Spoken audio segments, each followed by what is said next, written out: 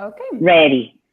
Perfect. Well, welcome everyone to this session, and I'll just bring up the presentation.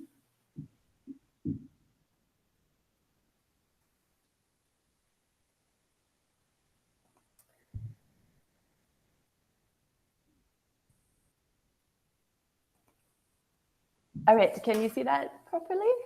Yes. Yes. Yes. Okay, terrific. So this session is the ABCs of CPT and OPT. It's all about off-campus employment authorization for F1 non-immigrant students. I think you all know me. I'm Julia Williams. I am one of the DSOs at Hamline, and my job is specifically as a Sevis Advisor. So I'm the person, as you all know, that you come to when you have Sevis questions. We'll go through some quick terminology just because, make sure that we're all on the same page. I'll refer to these terms throughout the presentation. The I-20, of course, is that piece of paper that you get before you arrive at your university in the US. It's the Certificate of Eligibility for Non-Immigrant Student Status. You use it for paying your Sevis fee, for applying for your entry visa, that's the stamp in your passport, entering the US, and then you use it for proof of your F1 non-immigrant status as well. Sevis, of course, is the Student and Exchange Visitor Information System. It's basically a database that's used for maintaining information on international students. PDSO and DSO. PDSO is the principal designated school official, DSO designated school official. At Hamline, Layla is the PDSO, Kate and I are DSOs, and we are here to maintain your records in Sevis, keep them up to date, make sure that your status is properly recorded. USCIS is the United States Citizenship and Immigration Service, the government agency that oversees immigration. And E-Verify is a web-based system that employers use to confirm the employment eligibility of their employees. If that's all comfortable terminology for you, let's move on and have a look at a quick overview of the session. We'll talk about the different employment types. We'll talk about the differences between CPT and OPT. We'll drill down into each of those areas, CPT and OPT, and then I'll leave some time for questions at the end. But we are a small enough group that as we go, if anyone does have questions, then feel free to shout them out. And Claudia, I will let you be in charge of moderating that. If that sounds all right? Yes, correct. I'll take your silence as yes. So non-immigrant students are eligible for two different types of employment, on-campus employment or off-campus employment. On-campus employment is a great option because even though it's part-time and term time, it can be part-time or full-time during vacations and breaks. You do it during your degree program. A really big plus of it is that you do not need any authorization. Automatically, as an F1 student, you're able to work on campus in any type of job. No restriction. Unlimited duration, you can do on-campus employment throughout the whole of your four-year undergraduate degree program, however long your master's program is, PhD, whatever it is. Multiple different employers. It's really flexible, it's really fast, and it's really simple and straightforward. However, you may not be able to get all of the experience that you need working on campus. Depending on what your degree program is, working in food services may not help you to learn your program of study. And for those cases, off-campus employment is available. So off-campus employment can be part-time or full-time. It can be pre-completion, which is during your degree program, or post-completion after you finish your degree. Off-campus employment must always be authorized before you can start work. Your job has to relate to your program of study. The duration, how long you're authorized for, is limited. And then there are a couple of different employment types. One is off-campus employment authorization for economic hardship. We're not going to talk about that too much this evening, but if anyone has questions, then please do let me know. Then there's CPT and there's OPT, which is what we're here to talk about tonight. So what is CPT and OPT? CPT is curricular practical training. It's alternative work study, such as an internship or practicum. OPT is optional practical training. So it's temporary employment directly related to your major area of study. That sounds super similar. There are some pretty key distinctions between them, though. What they have in common, you can see in that middle section of the Venn diagram. They are off-campus employment authorization. The training relates to your program, and you need to have it authorized and get a new I-20 before you can start. But that's pretty much where the similarities end. For CPT, there's no application fee. The DSO authorizes it. So that's, again, me, Kate, or Layla. So it's really quick. It can happen in the space of a day. CPT happens before your program ends. So on your graduation date, that's when your CPT authorization would finish as well. You can do CPT throughout your degree program, but the authorization is for chunks of time. It's for a limited period of time. The authorization is for a specific employer. If you change jobs, you need to get a new CPT authorization for a different employer. With CPT, first you secure your training opportunity, then you get the authorization. And that's because the CPT is tied to that specific employer. But you can have multiple simultaneous authorizations. So you could be doing, theoretically, 3 CPT jobs at the same time with 3 separate CPT authorizations on your I-20. Unlike CPT, for OPT, there is an application fee.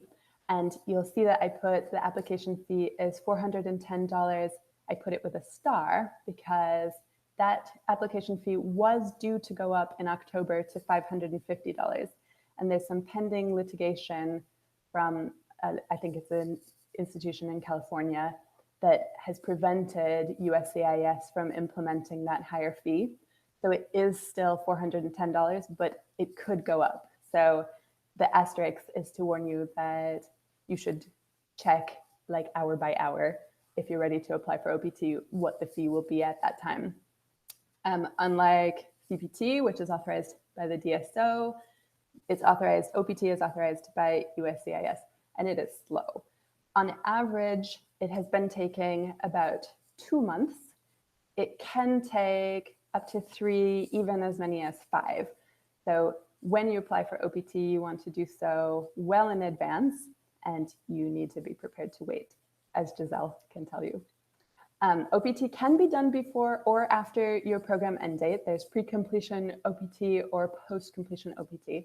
For most Hamline students, post-completion OPT is going to be the one that you would go for, but we'll talk more about the distinctions. OPT is for 1 year. You can work for any employer so long as the job relates to study.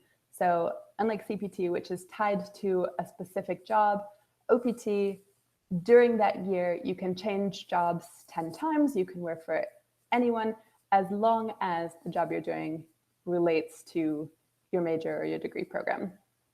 With OPT, you get the authorization before you get the training opportunity, unlike CPT, where first you get the job and then you get the authorization. And OPT periods can't overlap, but because it's not tied to an employer, that's sort of irrelevant. It can be approved once per academic level. So if you do your undergraduate degree, you can do OPT after. If you do a master's degree, you can do another stint of OPT after that. But we'll talk more about that in detail. We'll start with going into some of the finer details of CPT. A really important of CPT is that the job must be an integral part of an established curriculum and directly related to the student's major area of study. And I know that on our call tonight, we have business students. And for you guys, it's pretty easy to make the argument that most jobs relate to business. But for others, you need to be more careful about selecting one that directly falls within your major area of study. CPT is eligible, or students are eligible for CPT after 1 full year of academic study. However, For graduate students, such as we have with us tonight, Hamline is a day one CPT school, so our programs do have day one CPT available. CPT is acceptable when in a graduate level studies where program requires earlier training. And as we talked about, CPT is authorized directly by me, Kate or Layla, as your DSOs and PDSO. We go into your Sevis record and update it with the CPT authorization. CPT can be paid or unpaid.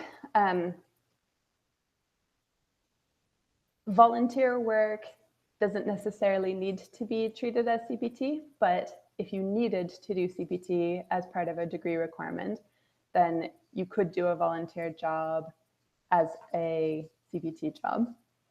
And there's no set limit to the amount of time that a student can do CPT. However, if you do CPT full-time for 12 months or more, then you would not be eligible for post-completion OPT. And part-time CPT is less than 20 hours a week. You can do that throughout the whole of your degree program without it affecting your eligibility for post-completion OPT. For undergraduates, you do need to wait for a year after full-time study at a CVP certified institution. But you'll notice that it doesn't say Hamline. So for an undergraduate who was a transfer student who entered Hamline as a sophomore and had done their freshman year at another SEV certified university before that, they could still start CPT straight away as a sophomore. That 1 year of study doesn't need to be at the specific university where you're seeking CPT. At Hamline, CPT is tied to the LEAP credit. And so the Center for Career Development, I always want to call it that because calling it the CDC sounds silly at this moment in time. But the Career Development Center is very strongly involved with undergraduates in getting their LEAP credit tied to the CPT. So you will work with, at this time it's Ann Rasher in the CDC, to get your paperwork completed and given to the GEC. And once we have received it, then we can process that quickly and get your CPT authorized. It has to be approved every semester, even if you're doing the same job. And as we talked about, the process, step 1 is you get the job offer. Step 2 is you do the LEAP agreement with CDC. It's signed off by your academic advisor. Step 3 is that gets sent to us in the GEC. And then the final step is we approve it, give you a new I-20, and then you're off. For graduate programs, it's a little bit different. Again, because Hamline is a day one CPT school, you can start from the first day of classes, but not before that. If you are extending a CPT job that you are already doing, the period between semesters will be covered. So vacation periods, you can continue doing your CPT. Like for undergraduates, it does have to be approved every semester, even if you're working in the same place. It has to be authorized before you can start your CPT. We will just highlight that CPT is not required for the student teaching portion of education programs. And the process is similar to the undergrads. First, you get the job offer, then you complete a learning objectives form that's signed off by your academic advisor. We'll talk a little bit more about that. You submit that learning objective form and your CPT application to the GEC. We approve it in Sevis and give you a new I-20. The learning objectives are really for your benefit. So it's to your advantage to take these seriously and think carefully about what it is that you're hoping to get out of this job. How will you improve your knowledge of your program of study through doing this job? The learning objectives is a framework for determining that. So as you're working through them, think about goals that are measurable and reasonable that you can meet during the semester that you're doing your CPT.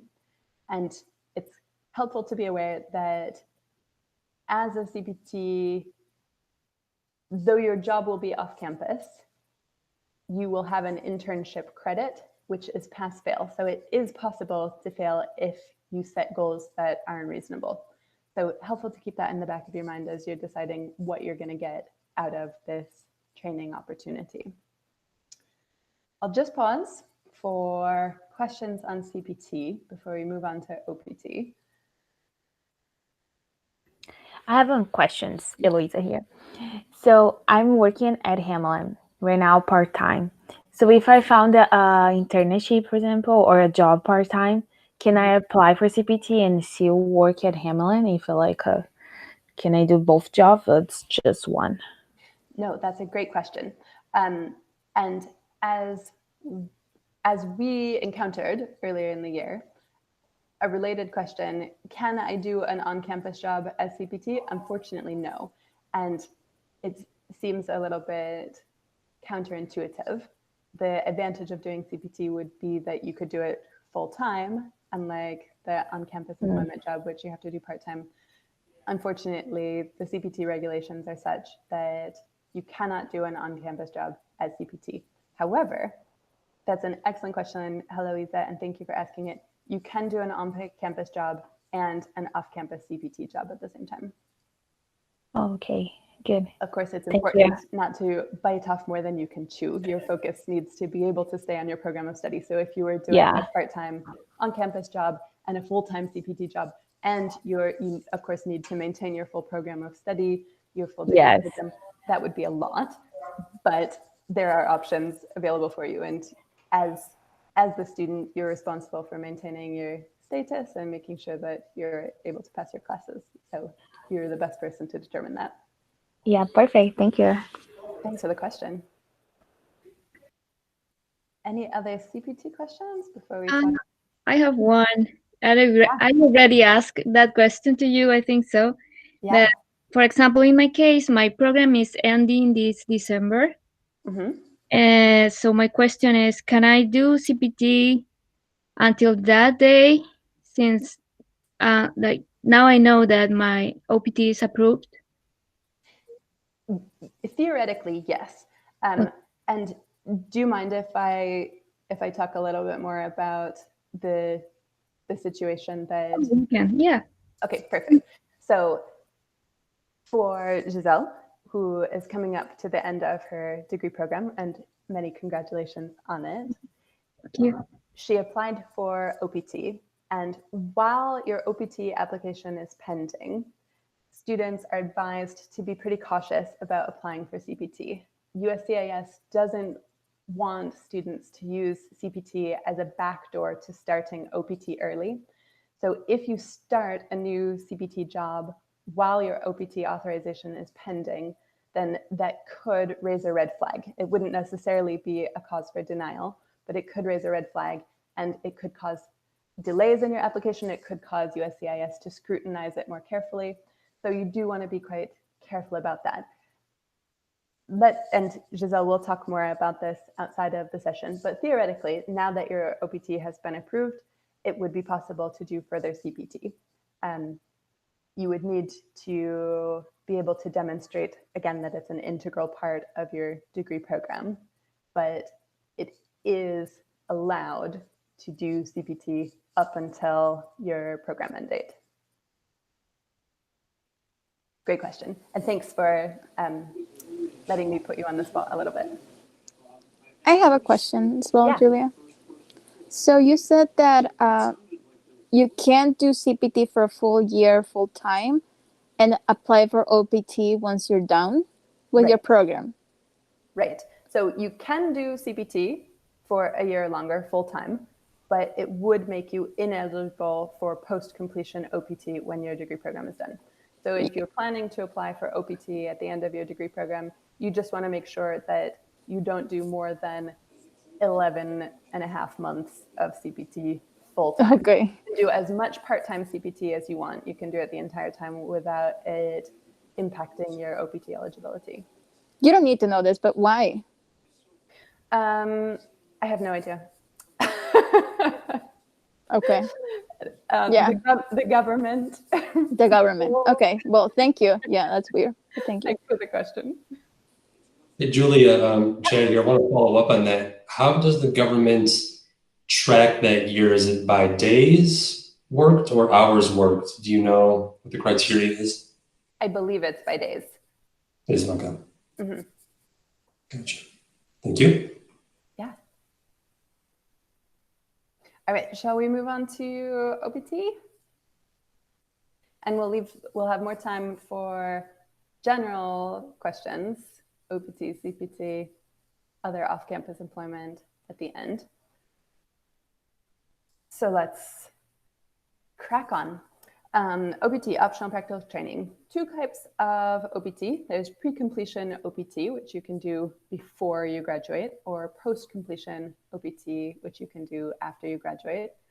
For 99% of students, post-completion OPT is going to be the much more attractive option. And why is that? It's because OPT, whether it's pre-completion or post-completion, has that application fee, currently $410, but maybe more in the not so distant future. It has that USCIS authorization that takes a long time. You can do most of the jobs that you would be interested in doing as CPT without having to go to that expense and that difficulty and wait that time. So for the majority of students, rather than doing pre-completion OPT, they would do CPT.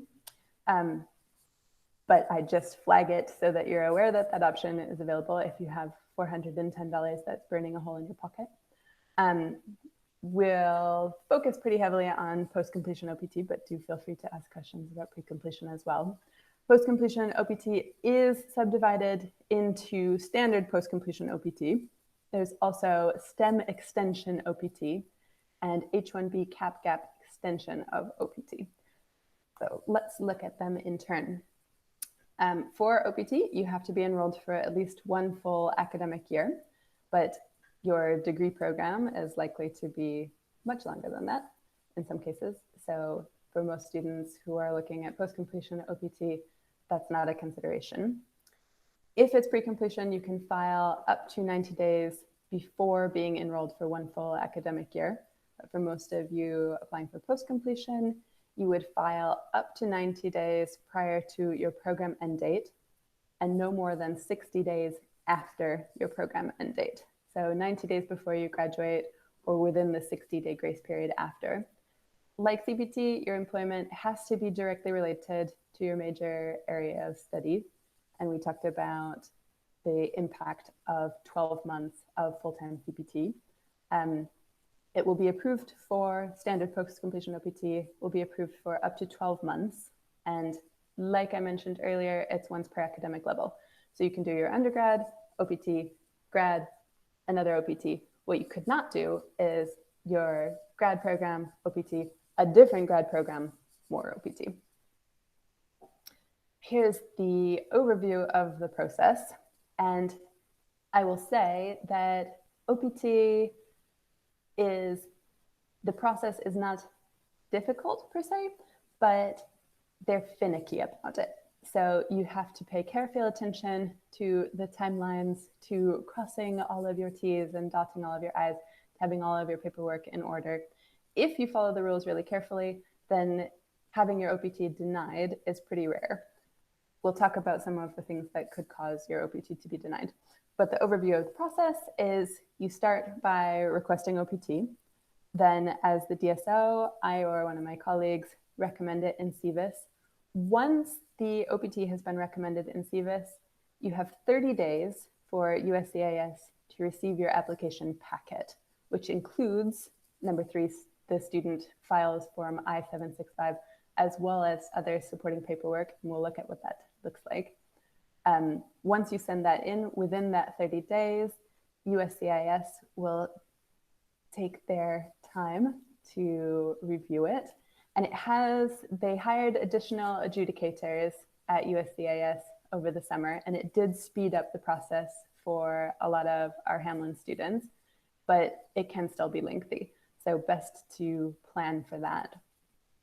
Once your OPT has been approved by USCIS, USCIS will send you an EAD, that's your employment authorization document. It's a little card that will come in the mail. And once you've got that, then you can start work and let us know that that has happened. We, as DSOs, can update your information in Sevis so that your employer information is reflected there. But there is now an SEVP portal that you can do that yourself. So we'll look a little bit more at that too. The Hamline process for applying for OPT, we strongly recommend that you start preparing sooner than 90 days before your program end date so that you're ready to go as soon as possible once you hit that 90-day mark. We have an OPT application checklist form, which is on our website, or I can email it to you, which lists all of the documentation that you need to gather. And that form needs to be signed off by your academic advisor. And we'll look at that on the next slide. But as an overview, after you go through that form, get it signed off, gather all your documents, then we recommend setting an appointment with us to go through everything. And if it's all in order, then we'll issue you that new I-20 with the OPT recommendation, which will start that 30-day clock. So you will need to submit all of those documents and the application fee through the mail. You need to check and make sure that the address you're sending it to correlates with the service that you're using. There's a different address if you're sending it by the US Postal Service versus a courier service such as FedEx, DHL, UPS. It is my personal recommendation, strong recommendation, to not use USPS. A student earlier this year used USPS and they used a tracked service, but it's still, the packet still got lost twice and caused endless stress and heartache for the student. Given all of the problems that USPS has seen over the past year, it would be my strong recommendation to use a courier service. Whatever service you use, do make sure that it allows for tracking so that you can verify that it has been received to the appropriate address at the appropriate time. Filling out the OPT application, this is that internal document, the OPT application checklist. You can see what you need to pull together. There is the USCIS form I-765.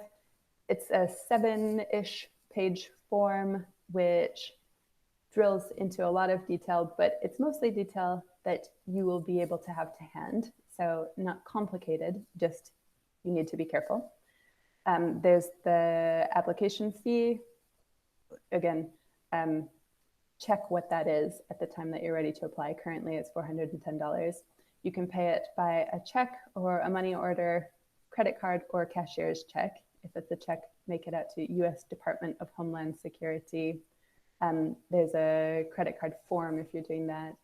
We do recommend using a cashier's check or a money order because it's a little bit more fail-safe to make sure that the funds will be available and the payment will go through. But we'll talk about that more too. In addition to the application fee, you need to send in 2 passport-size photos, and you should write your name and your I-94 lightly on the back in pencil. You need to send copies of your current passport, that's the bio page, your current visa, your I-94, which as of, and maybe anyone can correct me on this, I'm gonna say like 6 or 7 years ago, all I-94s have been online. It used to be a card that got stapled into your passport, but nowadays you would just go into the I-94 website, look it up, print it out, and send that in, and copies of all of your previous I-20s. There is an e-notification of application petition acceptance that you can send with. That's an optional one. If you previously have had OPT approved, for example, at a different academic level, then you should send copies of your old EAD and those I-20s. If you have got a job offer at the time of applying, you can send that job offer letter in if you want to. But again, it's not a requirement to have a job in order to get the OPT authorization. So that's very much an optional one. And then once you've got all that together, you'll meet with us. We'll issue the I-20 and give you a copy of that to send with the packet as well. Part B of the OPT application checklist is the part that you fill out with your name, degree program, your requested OPT dates, and your signature. Your OPT dates, it's worth thinking carefully about what dates you choose. You can start your OPT anytime within the 60-day grace period that follows your graduation. If you choose to start it earlier, then you may start your unemployment clock running. OPT, you're allowed up to 90 days accrued unemployment. And so if your OPT starts straight away, but you haven't found your job yet, then you start clocking up your 90 days of unemployment. On the other hand, if you choose a start date at the end of the 60 days and you find a job straight away, then you'll need to wait until that start date comes. So it's your best guess about how quickly you'll find a job. Those are the factors to take into consideration when choosing the requested dates. Once you've filled all of that out, you send it on to your academic advisor. In HSB at the moment, it's Ella McGarthwaite. She'll sign it off to make sure that you'll meet all of your graduation requirements before that time, send it back to me, and then I'll do the authorization. So I promised to tell you some of the things that could cause your OPT application to go wrong, and here they are. A major one is if it's not received within 30 days of the recommendation date. And I know of a Hamline student, it was before my time, but I know of a Hamline student whose OPT was denied because their packet was received like 32 days after the recommendation. If you apply more than 90 days before your program end date, or if you apply after the grace period, they will still receive your application and they will still take a long time to think about it. And then they will still send you a rejection letter. And if that rejection letter comes after the end of your grace period, then you have no further grace period. So at that point, you need to pack up and leave the country or find another program as soon as possible, within days, if not hours. So paying attention to those timings is really important, not just for being approved, but also for your life. Another common problem is if a student did not sign the application, or if the signature doesn't meet the requirements. The signature has to be in black ink and it has to be entirely within that application box. It can't spill over the top or the bottom or out the sides. You need to make sure that whatever mailing address you list will continue to be valid for at least 90 days after your program end date.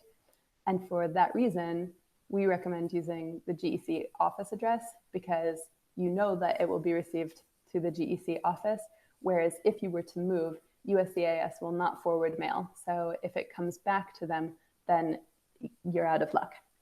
The final issue that would cause a problem with your OPT application is if there is an issue with a payment. And this wouldn't necessarily scupper your application. It wouldn't be a cause for automatic denial, but it would cause you delays and stress and heartache.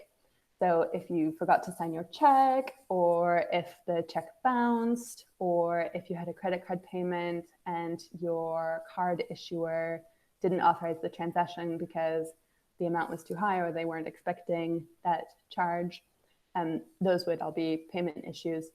And like we talked about, having a cashier's check from the bank or a money order is an easy way to avoid that. So it's a good way to go.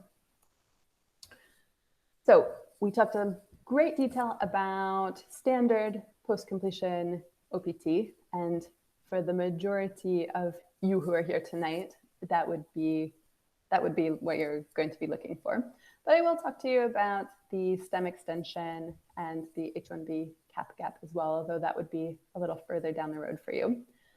For those of you who may have done a STEM degree, and I know that you're all doing business degrees now, but if you had done, for example, a STEM degree at undergraduate, you could do a year of post-completion OPT on the back of that graduate degree and still be eligible for an additional 24-month STEM extension based on your previous degree in a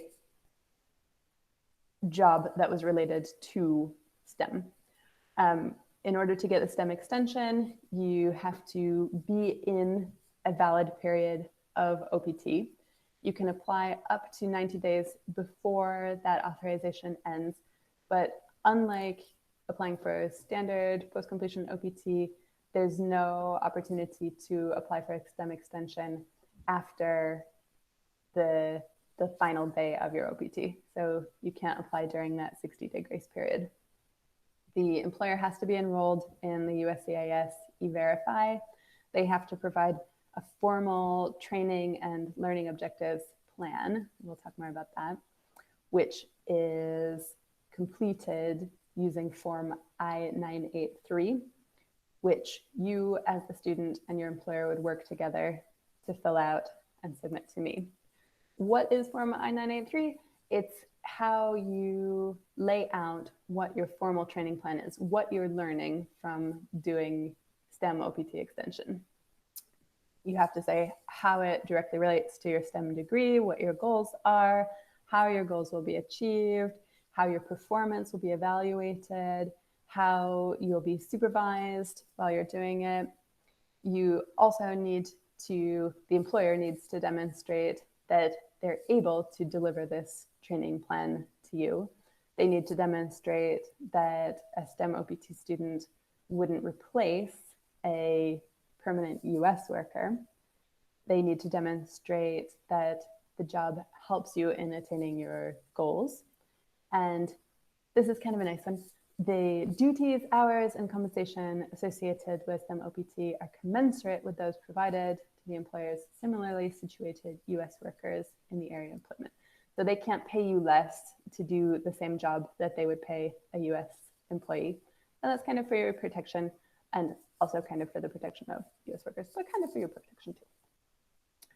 The process, once you have filled out this Form I-983 with your employer, you'll give it to us at Hamline. We will review it. We can't say, yes, this will help you learn about biology, but we'll make sure that the goals are measurable and reasonable, that the program meets the requirements, and then we'll update your Sevis record with the recommendation for the 24-month STEM OPT extension. Then the process is kind of similar to the standard post-completion OPT. You again have to pay the application fee, you then have to submit the supporting documentation and wait for USCIS to adjudicate it. If and when they approve it, then they'll give you a new EAD card that shows the approved STEM OPT extension. You, while you're doing the STEM OPT, need to demonstrate that you're following the training plan in Form I-983. And crucially, USCIS has taken a harder line on the employer-employee relationship requirement. So in COVID times, this may not be as strictly enforced, but whoever it is that signs that I-983 needs to be the same individual or institution that provides the training, and it can't be by a contractor or a client off-site. Distance or remote work doesn't fulfill the requirement, and neither does popping in once in a while. Again, they may not be enforcing this as strictly during COVID times, but that's what the regulations do state. So that was the STEM OPT extension, and then the final subdivision of OPT is the H-1B cap-gap extension. What is the H-1B cap-gap extension? Okay, so H-1B status is essentially a highly skilled worker, so it's a work permit, and you've been doing your OPT job and your OPT employer loves you. Of course they do, because you're all fantastic students with your shiny Hamline degrees. And so they want to hire you full-time. There is a limit, the cap, part of the cap gap, on how many of these H-1B visas are issued. And they're issued at the start of the fiscal year on October 1st. The soonest that an employer can file a petition on your behalf is 6 months before, which is April 1st. So that's the gap part. Once you're, let's say you finished your degree in May and you start your job in June, your H1, your 1 year will run out again in June. Your H1B wouldn't start until October. So that's the gap part of the cap gap. So the period of time between your student status ending and your H1B status beginning is the H1B cap gap. And if you fall into that category, your OPT will automatically be extended if all of the following is true. Your employer files the petition in time with USCIS, so that the petition is subject to the H1B cap count, that the petition request starts on October 1st, that it requests a change of status from F1 to H1B, and you didn't violate the terms or conditions of your F1 status. So if all of that is true, then you can automatically carry on working beyond your OPT end date until you get, hopefully, the notice that your H1B has been approved, your I-20 with the OPT authorization on it is your proof of status until you get that notification. While you're on OPT, you need to report what job you are doing, where you're doing it, who you're doing it for. And this is the mechanism that stops you from accruing unemployment. So when your OPT is approved, you will get an email from UCIS to set up an account for the SEVP portal, that's Student and Exchange Visitor Program. You can go in directly to put in any changes of your physical address, your mailing address, your phone number, and this employer information, all of those details. Can't update your email address? Let me know if your email address changes and I can change that for you. If you're on STEM OPT, you also need to submit biannual validation reports for that. While you're working, make sure that your EAD card is accurate. Make sure that we at the GEC have a copy of that. You are responsible for knowing the reporting requirements and letting us know of any changes during OPT. OPT needs to be full-time, so an average of at least 20 hours a week to be considered employed. If you are coming up on your 90 days of unemployment and you don't have 20 plus hours a week of a job to do, theoretically, volunteer work can count towards your OPT. You need to document it quite carefully to demonstrate that you are indeed gainfully employed, for want of a better term, doing a volunteer job that doesn't violate labor laws. That would stop the unemployment clock. If you're in that situation, then please do let me know, and I will work with you to find an opportunity that will meet that requirement. And you need to be able to provide evidence that you are indeed working on OPT. So we have come to the end of the presentation, and now is the fun time of questions. So I'm going to stop presenting. So, hi, I have a question. Can we have the same employer while doing the CPT and then the OPT? Yes, you can. Yes. Mm-hmm. Okay. So plenty of students do that. And it's completely valid and legal.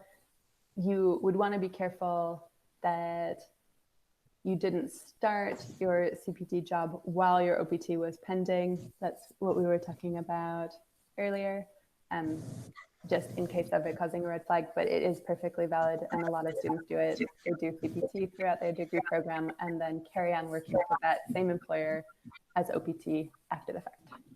Right, but I have to do part-time while doing the CPT and then the OPT in order to not affect the CPT, right?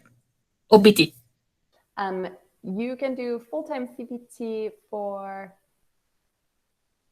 almost a year without affecting your OPT. It's once you hit 12 months that you would be ineligible for post-completion. So if you started doing CPT a year into your 2-year program, for example, and you finished doing CPT after full-time after 11 months and 3 weeks, then you could still do OPT. Okay, thank you. Yeah.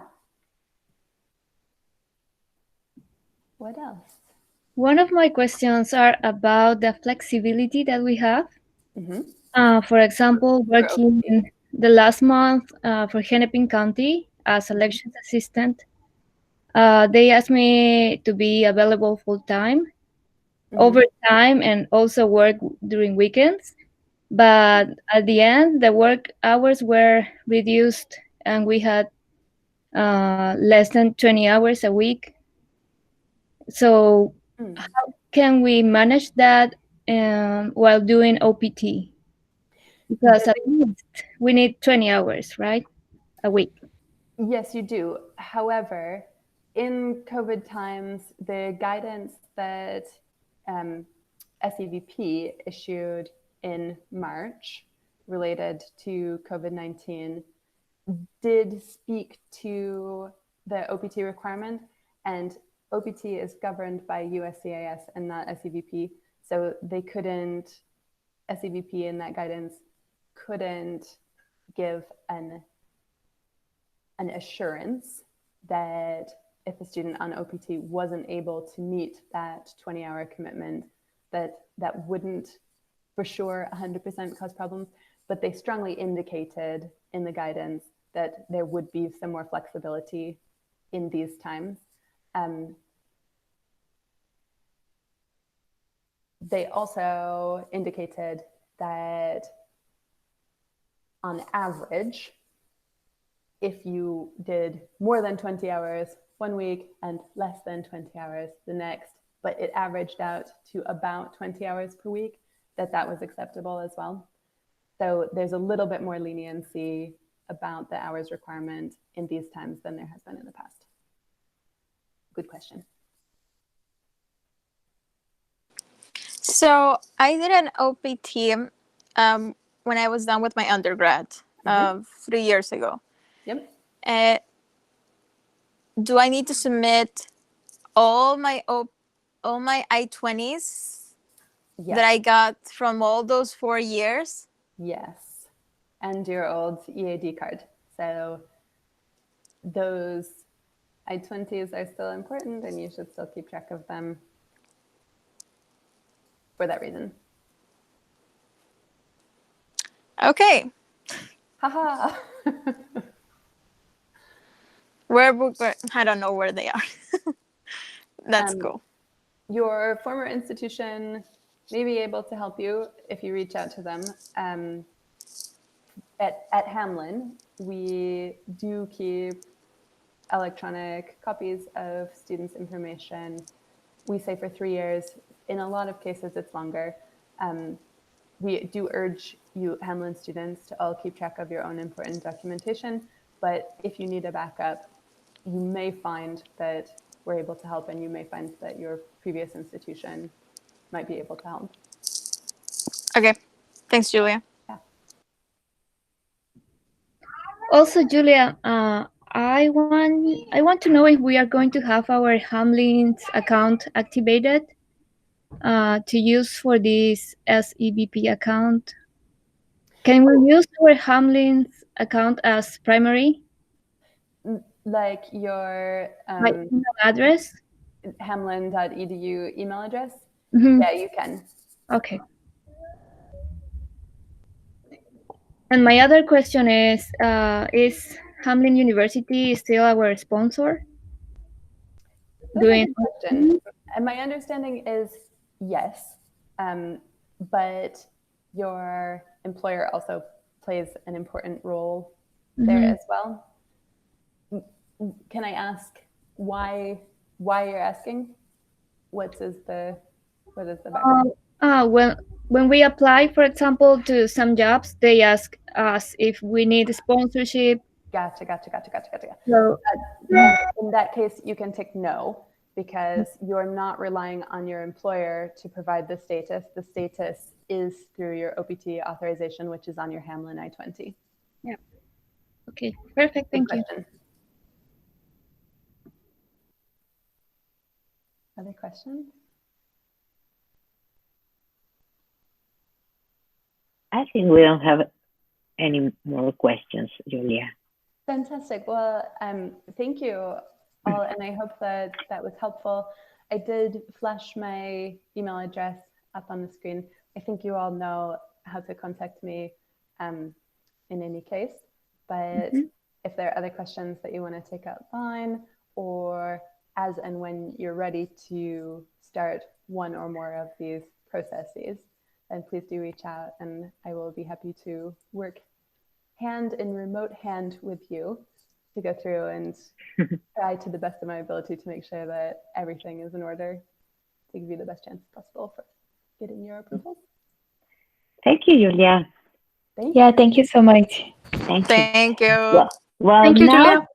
Chad is going to talk about Donaldson. That is an company that is offering and want to tell us some opportunities about internships and job opportunities about CPT and OPT. So, Chad, thank you for being here. We appreciate that. Do you want to present something, or just to? It did. Yeah, so it's coming through now. Can everybody see my screen? Should be a big blue Donaldson. Yep. Yes. Yeah, we can see it.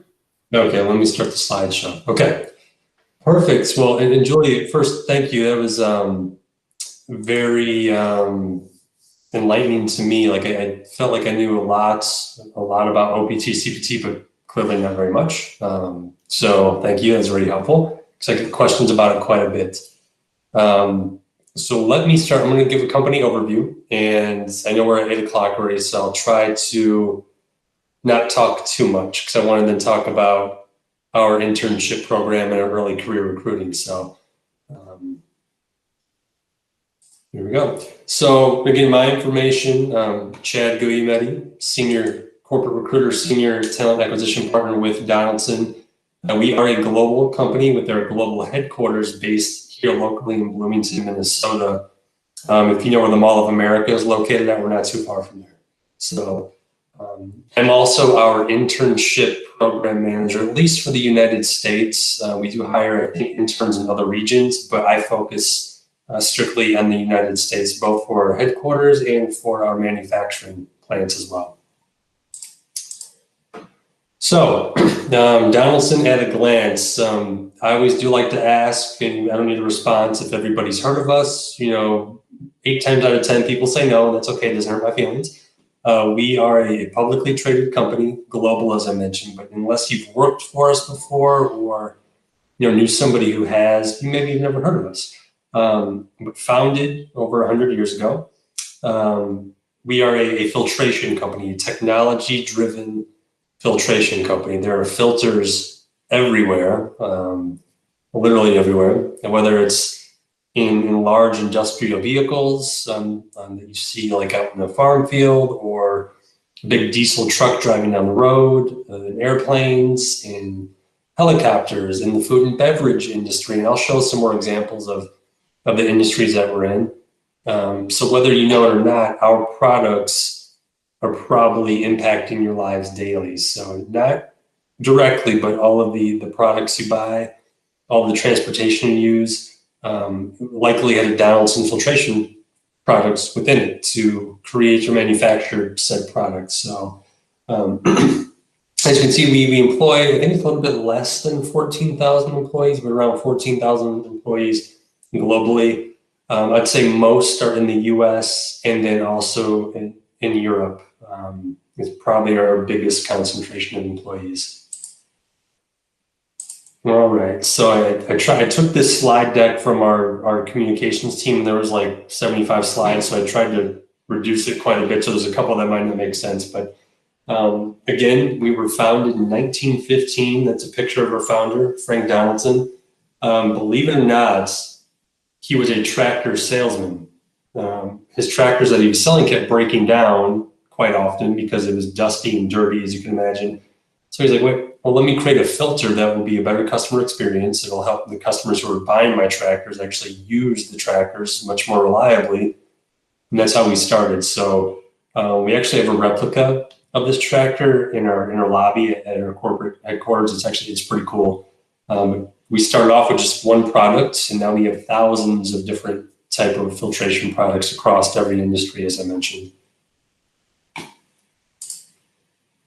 So global operations, the reason I included this, I think it's important for people to understand. So we're not one of those companies who has a headquarters just in the Twin Cities.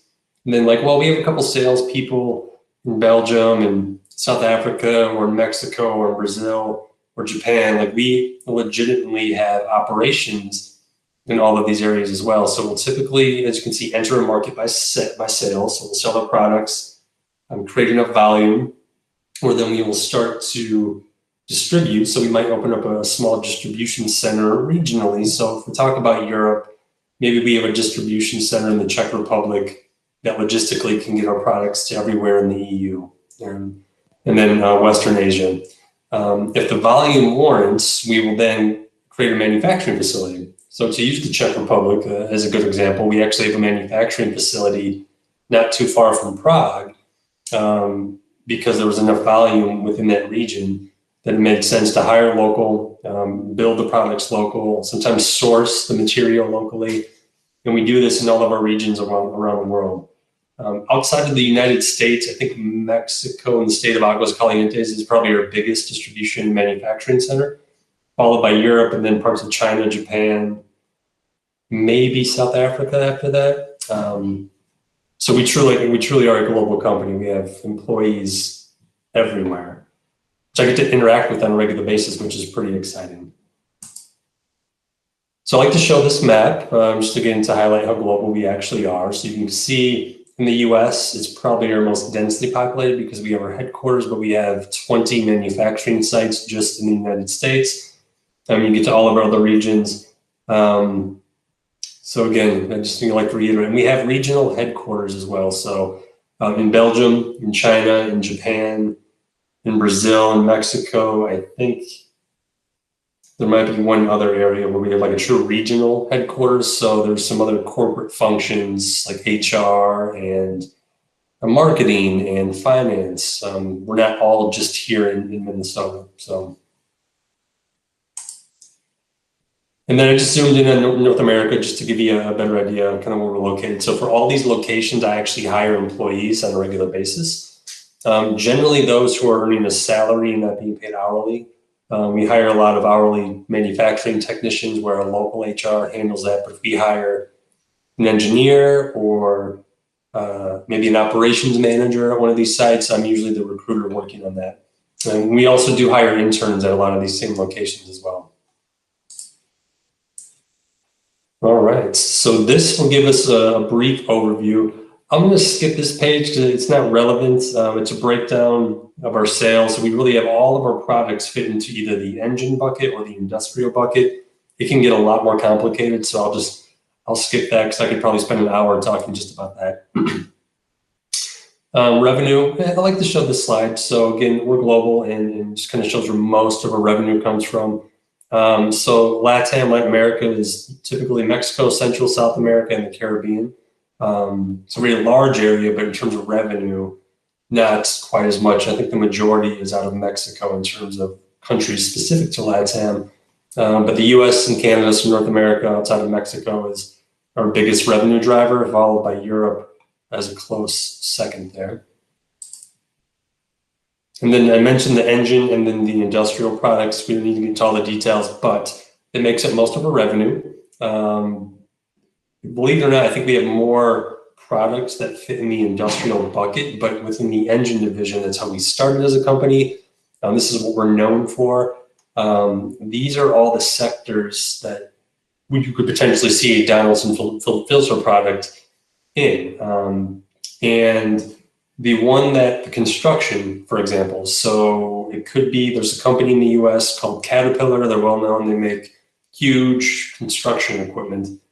Our filter might be in that product, but it's not going to have our name on it. It actually has Caterpillar's name on it. We make products specific to certain customers, and then they brand it as their own product, which, you know, it's an interesting kind of ecosystem. But I mentioned aerospace, so it's both helicopters and planes. Fuel is huge.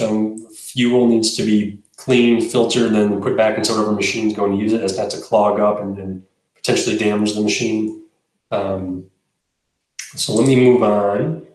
And then the industrial side of our business, I'll get a lot more, let's say, varied type of applications, from something as small as like a little filter that goes inside the disk drive in your computer, up to, if you look at like the gas turbine systems or our industrial air filtration. These are huge systems, you know, maybe 30, 40 feet tall, that could be standing next to a building that are absorbing like huge volumes of air and cleaning that, and either putting it into the environment per governmental regulations, keeping it clean, or sending it back into the building for us to breathe and work with. And we've seen a little bit of an uptick in business in the area, given the pandemic and the increased need for filtration in all the buildings that some of us are still going into.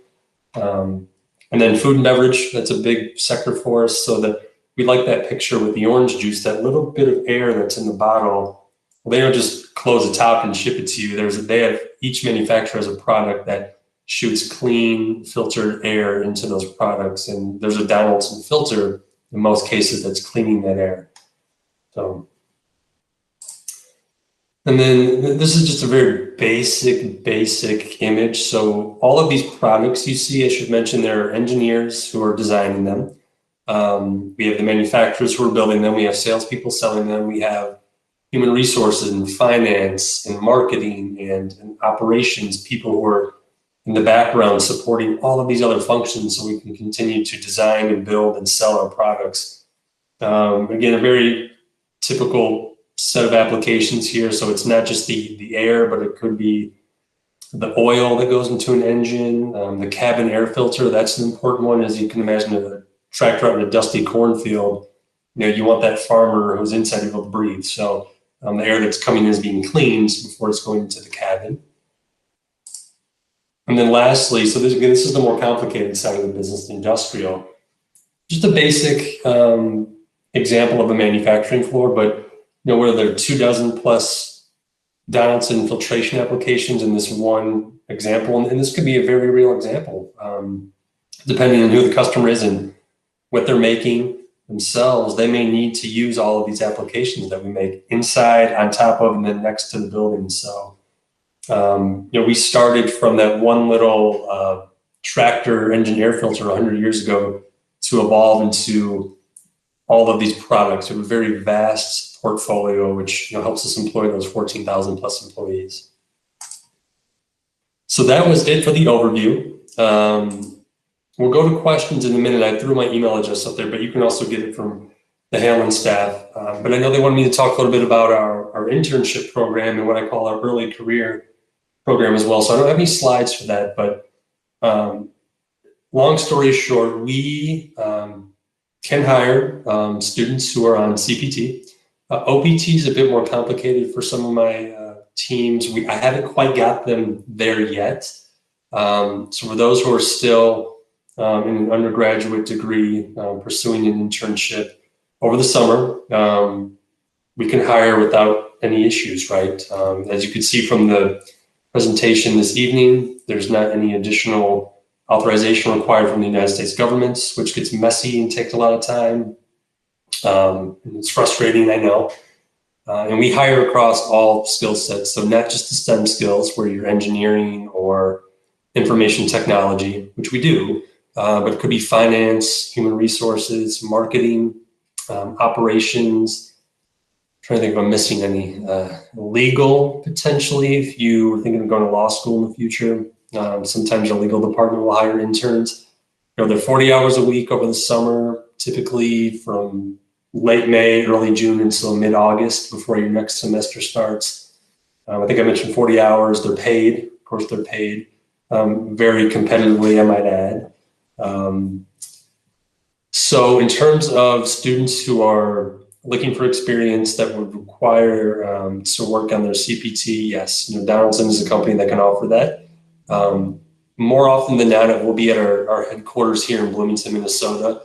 For the students that we hire in the manufacturing plants, they tend to have a little bit different requirements, and it's mainly due to the customers that we work with and the manufacturing processes. More often than not, we do require a U.S. person to work in those facilities, so you need to be a U.S. citizen or a permanent resident to typically have access to the building.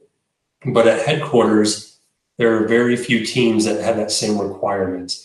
One that comes to mind is our aerospace and defense team. They're doing a lot of work with the U.S. government. So because of that, if you are on a student visa and then on CPT, you wouldn't be able to join that team as an engineer, but then we would have maybe 5 other teams that you could.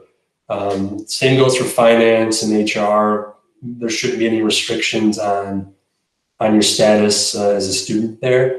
So typically that's what we're looking at. Now the OPT I mentioned, it's not that we couldn't, but historically Donaldson has not, and I've only been here a year, so I'm trying to get them to open their eyes a little bit and change their processes and procedures. But typically once you graduate and you're on OPT, you're looking for that long-term employer, and a lot of times we are not able to commit to once your OPT expires, either after 12 months or after the extension, pursuing the H-1B visa. So that's where it gets a little bit tricky with us. But for the CPT, really no issues with hiring current students. So what questions do you all have? It could be about our internship program, it could be about the company in general. You can ask here through the chat feature, whatever you're comfortable doing. I have a question, Chad. How we can apply for this internship? Do we need to go to the website to look for the opportunities, or do you post on LinkedIn? So how can we find them? Yeah, so there is actually multiple ways to find these. So first and foremost, we do post all of our internships. They're still active on our Donaldson Careers website. So if you go to donaldson.com, you can navigate, I think it's near the top, to our careers website, and you can find all of our current internships there.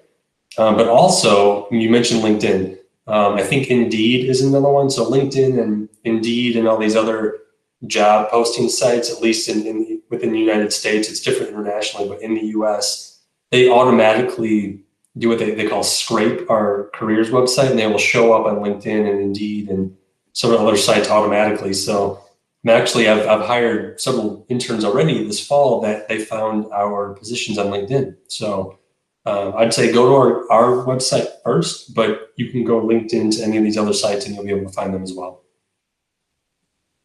Good question. Thank you. Okay, thank you. I would like just to confirm, like for an MBA student, could apply for internship, or is more for undergrad? So right now, the program we have in place is really geared towards undergraduate students, just because of the level of the work.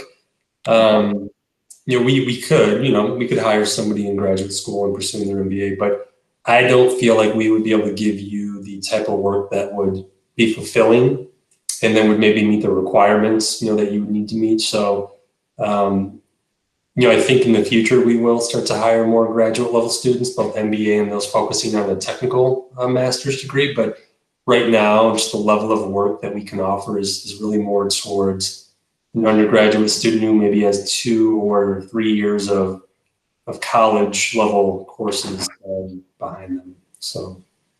Oh, okay. Thank you.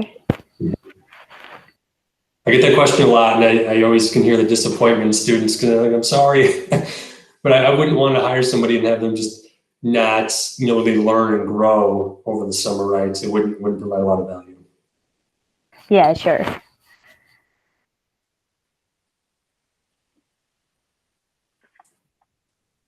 Another question? No? Now, I will say, feel free to, you guys can email me anytime after this. If you want my contact information, if you just find me on LinkedIn, also, we can connect. I'm pretty easy to find. There's only myself and my wife with this last name in Minneapolis. I'm the only one. So you can always connect on LinkedIn. I recommend that. And like I always offer this to anybody, and I mean it. You can reach out at any point in time.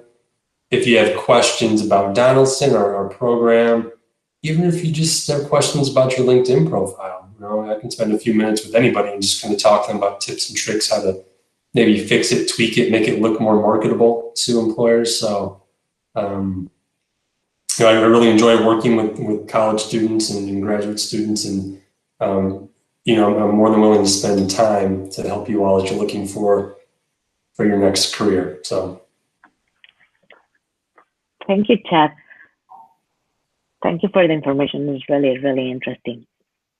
So we are a very interesting company, I promise. There's a lot of engineering and technology, like filters, like how important is that? But when you learn about where our products are and the customers we have and the impact they have, because it's a very dirty world, as you can imagine, and filtration is like uber critical to a lot of the basic functions of companies every single day. So thank you for the information.